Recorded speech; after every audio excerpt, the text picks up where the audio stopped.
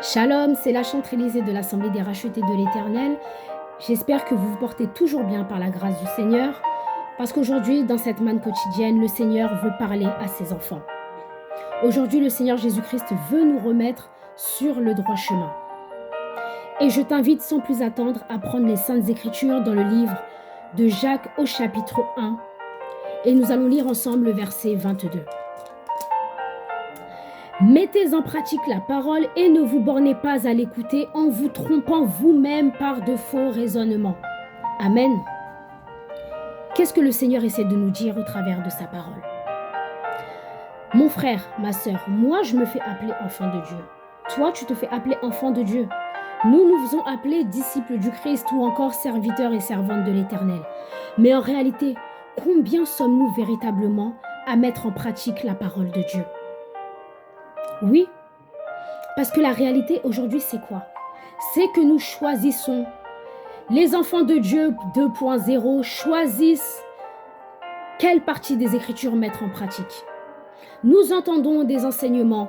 L'Esprit de Dieu vient nourrir nos âmes au travers des enseignements que nous recevons dans nos églises locales. Mais en réalité, combien sommes-nous véritablement à les mettre en pratique? Amen. Ce n'est pas pour rien qu'ici, il est dit, mettez en pratique la parole et ne vous bornez pas seulement à l'écouter. Ne nous contentons pas seulement d'écouter la parole de Dieu. Mettons-la en pratique. Et nous allons même aller encore plus loin. Dans le livre de 2 Corinthiens au chapitre 10, verset 5, il est dit, nous renversons les raisonnements et toute hauteur qui s'élève contre la connaissance de Dieu et nous amenons toute pensée captive à l'obéissance de Christ. Mon frère, ma sœur, quels sont les raisonnements à renverser? Ce sont tes mauvaises pensées avec lesquelles tu arrives à te séduire, tu arrives à te conforter dans l'idée de sélection de la parole de Dieu. Nous devons arrêter cela tout de suite. La parole de Dieu nous dit de renverser ces raisonnements et ces hauteurs qui s'élèvent contre la connaissance de Dieu. Parce qu'en réalité, ces raisonnements sont purement charnels. Ces raisonnements sont purement charnels. Ils n'ont aucun fondement biblique. Le Seigneur Jésus-Christ, quand il s'est donné à la croix, il ne s'est pas donné à moitié. Il s'est donné dans son intégralité et sans condition pour que nos vies soient sauvées. Aujourd'hui, qu'est-ce qui nous permet de venir choisir et sélectionner ce que nous devons faire, sous prétexte que ça nous arrange ou ça ne nous arrange pas? Si nous avons un pied dans le monde et un pied en Christ, cela revient à avoir les deux pieds dehors, c'est-à-dire dans le monde. Or, quand nous avons les deux pieds en Christ, nous sommes enracinés en Christ et le Seigneur nous reconnaît comme étant véritablement ses enfants. Ne soyons pas comme Adam et Ève qui se sont confortés dans le jardin d'Éden avec de faux raisonnements.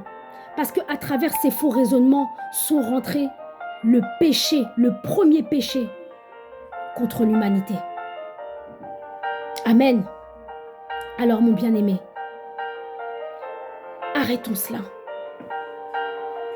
Ne nous mentons pas à nous-mêmes. Pratiquons nous-mêmes ce que nous enseignons aux autres.